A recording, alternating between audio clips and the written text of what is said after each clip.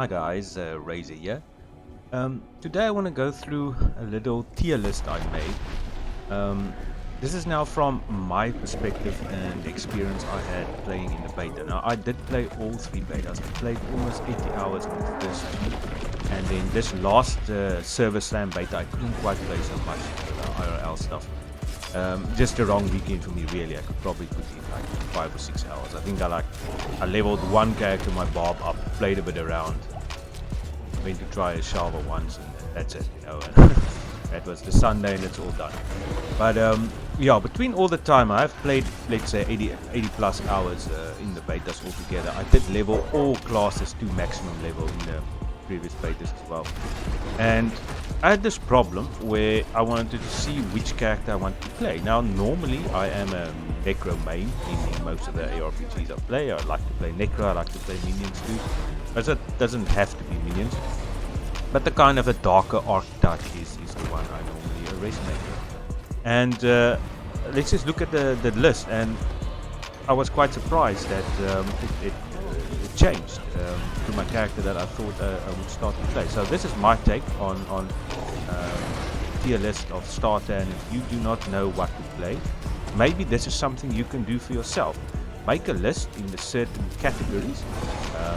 If you played the game, how much fun you had, how was the aesthetics like, how was the single target, DPS, the clear, you know, you can use the same one I did, and maybe it will surprise you and you get to a point of figuring out what is actually the character you enjoyed the most, the character you think you will play the best with when the game comes out. So here I put the information on a spreadsheet. So I put down the categories that I would like to measure the characters in. So first is movement, and that's like movement speed, not necessarily just walking and that, but actually your movement abilities. So how many do you have any, and how quickly can you traverse the world? Now we will get mounts which would make certain movements like between areas quicker, but generally in fighting, even in an open world, you would like to be quite maneuverable and be able to dodge and move around the battlefield. So that's quite important. Then number two, survivability. So how tanky is your character, if you want to put it that way? Can it take a couple of hits, or you really like a glass cannon? And then it's not just straight, but what is the options in your class also? Like, can you make the class very tanky, can you not? What is your defense options that you have that will make it a better all-round character? Then single target DPS, so kind of bossing, you know, how good was the damage output at this stage? We do have to remember it was level 25 or level 20 in the Server Slam, so it's not indicative of like in-game play, but if you can generally look how does the abilities feel, you get the idea. Is it a character that only really has these slow casting abilities, and maybe give a big punch and can destroy a screen with one shot, but like it's not going to continuously dish out high damage per second to single target.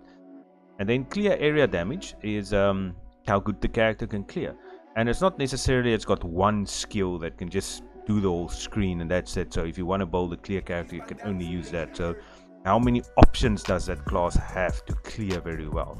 How many skills does it have that does area damage and isn't just single target oriented? Then the bottom two is probably the most important, your fun factor and the aesthetics. So how much fun was it to play? How did you feel the fantasy of the class? How much did you enjoy it? How did it feel killing monsters? How did it feel exploring the world? I think that is very important, and these two will play a big part in what you would choose. And this is why I put everything in here, that it's not just damage, just area damage or single target damage. It's, can the character survive? How agile is it? Can it move? Can we nicely explore the world? And then how much fun was the character playing?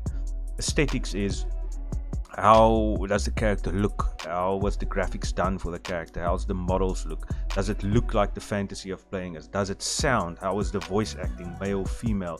Some of the classes I played both of them to test out the sound effects both, and the voice acting of the characters, so that you can get a good feel, because a lot of times you might want to either swap depending how you want to play, or some characters you always play as male and some you always play as female. So let's start. At the top, movement I have on rank 1 as Barb, and let me just quickly say how I did this. So basically it's just rank 1 to 5, so best to worst, and in some of these categories you might say, oh, that's number 5, it's absolutely the worst, but it's not that bad. It's still very well designed. It's just I force myself to make the decision, to try to see what comes up on top and to help me decide what I want to play. So some instances I will tell you it's just bad, and Necro is 5 here because it's just bad. It has no movement skills, so nothing. So this is a real lost spot. If it was 1 out of 10, it would have gotten a 10. So yeah, and then at the end of the day we count up the points of each class, and obviously if you got 1 point here, so that means the lowest points will be the highest. So yeah, movement. Barb, it's got a couple of movement abilities. You can leap slam, you can charge. I actually use both of them in my Barb while leveling. Very agile. Rogue, a lot of people will disagree here and say put that first, but Rogue has got auto targeting on some things, like I think it's the shadow step. So if there is actually not a mob you cannot move there, then it has dash, which just charges. But Barb also on its cry has a 25% movement speed buff. So I just felt you could leap, you could cry, and you could run to the next pack of monsters in the open world, where Rogue will dash twice, and you must just wait till you get it back and then you move. So it just tipped for me the all-round skills available to move quickly between areas. And maybe I'm wrong, because you'll sometimes now use your mount, but that's just how it felt to me. Once you got Barb geared up and you spec'd it that way, it was pretty quick. Rogue second. Third, Sork with teleport, which is nice. You can go over things, and yeah, it just has only one option. So these two are just better. Druid also only just one option, but this option is much worse than Sork's, so it's just one charge ability, and I don't know if you'll use it in every build. And then Necro absolutely has nothing. So yeah, it would be Barb 1 point, 2 points, 3 for Sork, and so it go on. So the class with the most points will end last. Survivability, I thought Sork was excellent. I don't think I ever died with my sorceress and killed a Shava. You just had barriers and yeah, a lot of options for defensive skills. I did play the cold cooldown build as well with what's coming out. It was more like a kind of hybrid ice shards, which I hinted I've already done my planner. I'm gonna go full ice shards, and then the swords, the summoning will be the support, kind of that way. I set that up. I think that's going to play beautifully, and the single target's very good on it, and there's aspects that makes the power split between. Barbarian was second for me, very tanky once you started leveling, but like first 5-6 levels, obviously you need to get close, but it's got a lot of options to be tanky, and the shouts are just great, even after the bit of nerf we saw. Druid also first couple of levels was iffy, but once you get 1 or 2 of those abilities up, I think Druid's going to be super tanky in the in-game, maybe even more than Bar, maybe, I don't know, but these 3 are very close. This is just subject to what I had on the beta to say. And then between these two, there is an argument about Necro like never being in the middle of anything, so you shouldn't be hit, but the thing is, as soon as you're in trouble, you have no way of escaping it, where Rogue has lots of movement skills. And that Dark Shroud, it's got actually a very good defensive mechanic. So yeah, I think Necro is not going to be much in the crossfire, so you can see that as being tanky in a way, but as soon as you're stunned or cornered in any way, you're just done for. That's it. Can't get away.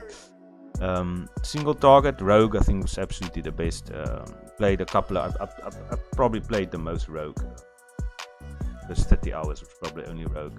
Maybe it's slightly skewed because of the quality gear I had, but no, I just think the most single target options are there, and close second Sork. Very strong single target, almost a do nothing kind of thing. But they did nerf the Hydras a bit, but I still think it's going to be like this. Barbarian third. With all its weapons in the end game, this might change depending on the damage output, but I still think these two would be superior just because of the range options they have as well, and very good single target skills. Necro in fourth above Druid, and this is mostly the minions did a lot of work, so Necro is pretty good because if all the minions can target one, it's fine, but as long as they don't die. So after this change, I just hope they will be tanky enough that it can work, but we have heard that minions don't scale that well in the end game, so Bone Spear or something like that will probably be your single target, which isn't bad, but it's also essence hungry, so I think it will just come in behind these. Barb later with resource Agentis has such high uptime on damage as well, so I think it will just pip it. And then Druid in fifth. Druid seems to not have very high attack skills at this stage, as I see. Now, normally your good single target damage got high kind of APS, attacks kind of attack or cast speed skills. do damage quickly for a long period of time. And we see that Druid's problem is a bit of the resource, but again, I don't have info if that is better in the end game. But its abilities like Pulverize and even Shred, that it takes time to stack the poisons, it didn't do that much damage. Yeah, so it seems more that it's like a one-shot kind of mechanic, so a lot of Druid's damage is dealt. The next one is clear and area damage. So yeah, it's not just like the one skill, because Druid's Pulverize with the aspect is insanely good, but it's got nothing else that can clear the screen. So it's like one ability, where Necro, that's ahead of it, can constantly clear with its minions the whole time, not doing anything. So I think just by that, it's already better. It's got more options. That's the thing, it's how many options you have to clear, because if you want to clear, then you forever only have one build. So it might seem harsh, but I think in totality of the character and what's available to it, Sork just, again, it's got so many options to just clear the whole time. Skills that split, clear a large amount and hit a large amount of enemies. Same with Barbarian. Whirlwind can hit, however, I don't know how they'll scale area, but it's basically all the monsters there get hit. Rogue is pretty good. The penetrating shot is amazing to clear. The only thing is, I only fired twice using what do you call it, the poison imbuement stuff. So you can't consistently dish out area damage like that, but you can quickly dish out a high amount of damage. So I'll just put Barb ahead of it for capability it has with Upheaval and Whirlwind, that it has a couple of more options that would more consistently clear the whole screen. Okay, Rogue is more that kind of combo one-shot damage clear, but then it kind of has to wait. It can't clear 10 monsters after either both combo points, get another imbuement done, and then it can go again. Necro, I think, is the comfortability option here. This is also difficult because Corpse Explosion is so good. So I don't know, but if you don't have corpses, you can't clear. Play minions, you're not going to use Corpse Explosion because you've got to heal them the whole time. So it's a funny thing here. I think Rogue has just the easier way to do that constantly. And unfortunately, it doesn't get to these two. There's just no way. Sad, like it's these two are here, and this is where I started to see that my favorite Necro is not gonna end up too well. Fun factor: Sork was my second character I made.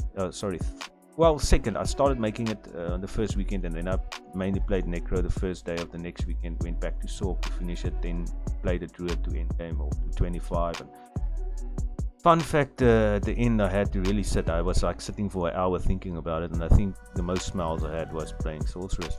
It was just fun, it was engaging, moved around well, never felt trapped. Your skills just work so well together. There's so many options for playing in certain ways. And I really enjoyed Rogue. Flexible, you can do AoE or you can do single target. You are a little bit forced into the option, it feels like, but I still think it's pretty good. You're a master of whatever you choose. Barbarian, the one I played probably the least, but I had a surprising amount of fun with it. It was very difficult for me to go between Barb and Druid because I actually liked playing the Druid. I kind of enjoyed the slower pace and the leveling after I played the other ones, and I liked the theme of it, the Druid theme, got wolves. It might just be my second character, although it's gonna score low. Just because of thematically, you can see aesthetics, I've got it in third. It just felt actually pretty cool and fun to play, although playing that Whirlwind shouting Bob it's probably a bit more fun because I made the game a bit more difficult for myself, and it actually smashed it. The Bob was like pretty easy for me. I don't know why people complain so much, and it's not like I had a lot of good gear, but I had a lot of fun. And then Necro, I was playing a minion build, and also the shadow, I actually had a power where they pulled in and you would curse the enemy and do damage. Corpse Explosion, there was a couple of karma rotations I did, but it felt like it's a lot of button build. It's like put down the blight, pull the enemies in, curse them, minions around them, heal your minions, and if there's one or two left you can maybe do something. But I didn't use Corpse Explosion that one, but it seems like a lot of buttons to get damage out or keep your minions alive. It's like almost like it takes effort to play to get the result that you just get by playing instinctively with Sorceress or Rogue or the other. And even thinking about it, there were some things that irritated me aesthetically about the class, which maybe made the fun factor also less. So I just couldn't get it higher. I just had more fun with the other classes. That's just my personal feel. Aesthetically, Sork looks beautiful, male, female, the voice acting, the enchantment system, the way the weapons look, everything. I just think it's the best done class, like aesthetically. Rogue, close second. Really liked what they did here. And Rogue, I played a female. I did make the male to listen to the acting as well, but it sounds awesome. The druid, I made a kind of a Santa Claus, big red man with his white beard, as a joke, because, you can't change the body types and stuff. But I think the male druid fits in quite well, thematically. I mean, it's a big bloke with big arms. Even the barb looks ripped. You can't say who's going to win in an arm wrestle contest. Like, really, these kind of farmer brown guys pick up trucks every day. So it doesn't really matter, I think that looks quite cool. And yeah, the female side, people have their debates. Look at in that way, it doesn't really matter. But I think people do want to have a choice of the character looking kind of like them, also in the fantasy. Looking like, I don't know, Lagertha, the Viking. Ragnar's wife. That's also a look that you would say thematically looks like a druid could look, or like a barbarian could look. So maybe the options there makes it a bit less, but I love the voice acting, and the designs of the coats and stuff looked excellent, and that's why druid came for me above barb. I love the way certain of that thematic things went with, disregarding other factors that people might not like or options you don't have. I really like that. And then the option here is just between barb and necro. The necro's male voice is just bad. I'm sorry, I'm going to say it. This company with this amount of money, if I look at how the voice acting was in D3 and other games, it's bad. It's bad. Like, I basically deleted the male and made a female, not for testing purposes. Just I couldn't listen to that Oak's absolute dire, unemotional, unconnected to the game talk. It's like I don't feel what he's saying is real. It was like really bad. And coming to that, the female barbarian was also not good. The male was pretty on spot, and the druid male female was excellent. Basically all the rest, but I don't know. I would say the barb female needs a lot of work. The necro male, maybe they do it over if they can. I don't know. There's no connection there to anything. And I don't think that is how a dark, maybe balanced, unemotional person, you could still pick up they don't have emotion because of emotion. I don't know how to explain it, but that was just not good. I also like the rogue female more than the male. The Sork was pretty balanced. So there again, and some of the designs of the necro, the way they look, the faces and stuff look too much unreal, undead in a way, where you can be a dark person, but you don't have to be an anorexic. I don't know what it doesn't. Yeah, look at D3. They even though it's a cartoony, there was for me more realism in the way that could look, where this was just overdone a little bit in opinion or in my feeling. So it was a tough one, but again, necro in the day. And let's look at the listing. So Sork is ahead by a mile. And after thinking about this, yes, I'm going to start the sorceress. Even though there's thematically things I love about necro, and it's always been my favorite class. Looking at all this and thinking about all this and putting it in a little graph like this, and I did this for the joke while working and fucking driving around and talking to my friends last week or earlier in the week. I'm just definitely starting Sork, and I've already built up my leveling tree up to level 50, and I'm starting to look at the drifts and stuff for the Paragon, and I'll build that on. I've got a little nice trick I'm doing there for damage and survivability with one of the enchants. Should work well. Rogue and barb comes a very close second, third. You can see there, and really it is. So it's like a coin toss. And then druid and necro is the two outliers at the bottom that just doesn't seem to have quite the quality and all these kind of options from fun aesthetics and all this balancing with damage, movement, speed. And I think, I don't know, from the beta side it's pretty accurate. We'll see how it is later at in-game. But don't let me tell you what to play or what is best. If you don't know, or you're stuck like me, or you and your friends were having this question, I just came up and said, let me do this. What was my 80 hours experience? What did I love? What did I want to play? And yeah, so I'm 100% starting with Sork. It's by a mile at the top. And although these are second, I might play the Druid second. I might just do that because I quite like the woolly nature of it and the feeling of it, and it's something new. Guys, enjoy further and hope you enjoy the Diablo launch and all the news and videos and everything we're going to get. And see ya later.